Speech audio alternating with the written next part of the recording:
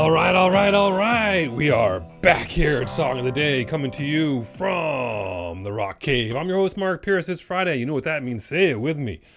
Pull it in the diaphragm, people. You know what you're doing. It is Octane Friday. And that's when we kick it up a notch. I want all you guys in the stands out there. Come on. You over there, say Octane. And you guys over there say Friday. Octane Friday. Okay. All right, maybe next time. Who doesn't love Octane Friday? I know there's at least a few of you out there who love Octane Friday. How many times can I say Octane Friday? Octane Friday, Octane Friday, Octane Friday, Octane Friday, Octane Friday. Yes. Whew. All right, what did you guys think of Chicago Part 2, the 1980s? You know, that episode could have been a lot longer. They had a lot of freaking songs. I went through there and I was like, wait a minute. I think there's at least 3 songs that I thought were all the same song. I mean, I don't mean that in a bad way, but I just thought, well, I kept thinking this is going to be that one or whatever. And then I forgot about a few. And amazing. They pretty much, they helped own the 80s. Some good stuff there. I was recording and doing some work on there, and Sarah, my wife, came in the living room. I looked over and she was just belting out the song, like animated. Chicago, play their greatest hits. So we are here again, Octane Friday, and I had a few options, and I was like, you know what? I've been meaning to do this one for a while, but I've been waiting for a video to show up on YouTube that disappeared for years. And I was like, well, let me check again. And so I pulled it up, and it was back. And I'm like, you know what? It showed up a little while ago, and I'm going to do this episode before it gets taken down. So here we are. And you already know why, we're here. But we're here and we're talking about ACDC. I mean, ACDC just built for Octane Friday, right? I could just do an ACDC song every Friday for like 6 months. Big ACDC fan here. But we are camping out in, two time periods, 1976 and 1981. Why? I'll tell you. Tune in. All right, ACDC. Australian band, you know all this stuff, right? They put out a couple of records. They're trying to do their thing over there, and they're plugging along. And in the United States, there really isn't much interest for them. Okay, so they put out their third record, "Dirty Deeds Done Dirt Cheap," in September 1976. Now, if anyone's paying attention, think to yourself for a minute. Were you listening to Dirty Deeds Done Dirt Cheap in 1976? Did you hear that song on Casey Kasem in 1976 in the United States? No, you weren't. And no, you didn't. So they put out this record, and then the record company didn't even really care for it. They're like, you guys, we're on the verge of dropping you, or at least getting rid of your singer. I don't know. We don't really like this album.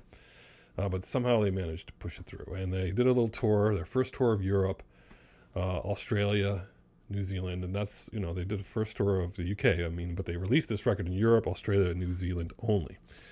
They started recording it in December of 75, but they're touring the UK, and they put out a single, It's a Long Way to the Top, if you want to rock and roll, and that was getting some attention.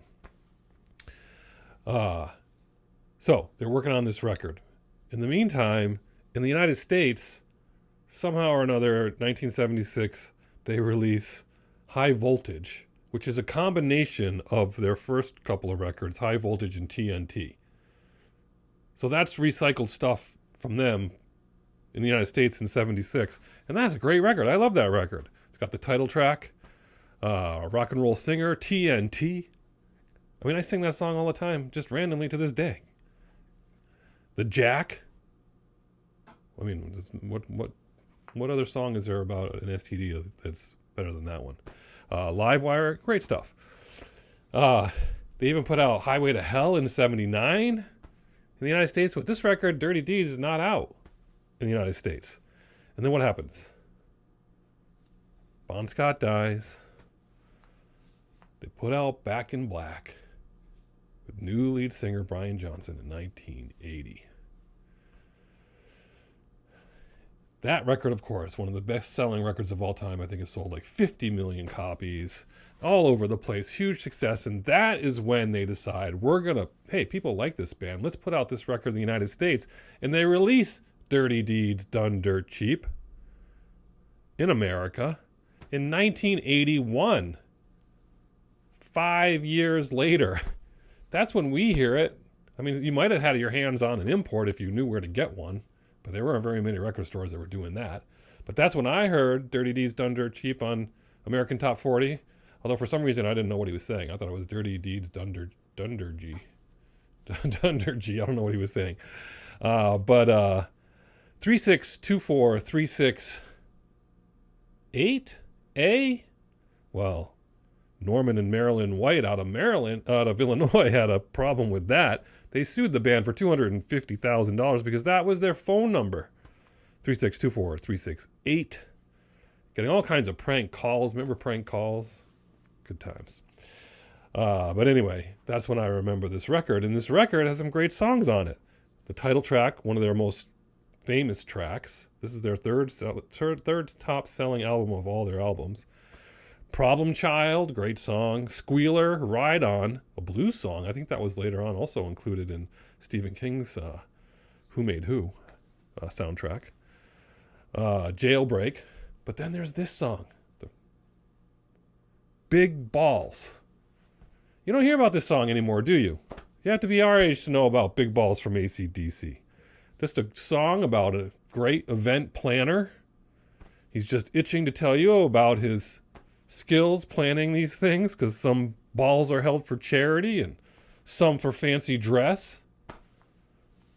So yeah, it's about event planning. I mean, what a great song this is. And it was on the radio. You don't hear it anymore, do you? Does anyone hear this anymore? But this is great. And just how many double entendre songs are there out there that were they're just like this, that are they're just so amazingly funny. I mean, ZZ Top would do it later with Pearl Necklace, which was played on the radio all the time. You can listen to those words. But this one, darn good song. And the video I'm talking about is somebody took the song and looped some SpongeBob cartoon videos to it, and it's hilarious. And I saw it like 14 years ago for a while, and then it disappeared, gone from the internet. Never to be seen again, but it showed up a few months ago, apparently, and it's back. I'm going to post it below until it goes away, because I just think it's funny. We're in 7th grade here today in the Rock Cave on Octane Friday, but Big Balls, there's a whole generation of people who don't even know anything about this song. So you're going to play this song loud and proud. Just let this song air out today. We got some balls here in the Rock Cave. There's some Pink Floyd The Wall balls. Anyway, crank it up today if you haven't heard this one in a while. I think you're going to find yourself singing to it. It's so catchy. ACDC. I mean, you can play Dirty Deeds Done Dirt Cheap right afterwards, but Big Balls is your song of the day. Crank it up today. Whatever you're doing today, it involves those balls. You mean these balls? Those balls. Have a good one, and as usual, catch you on the flip side.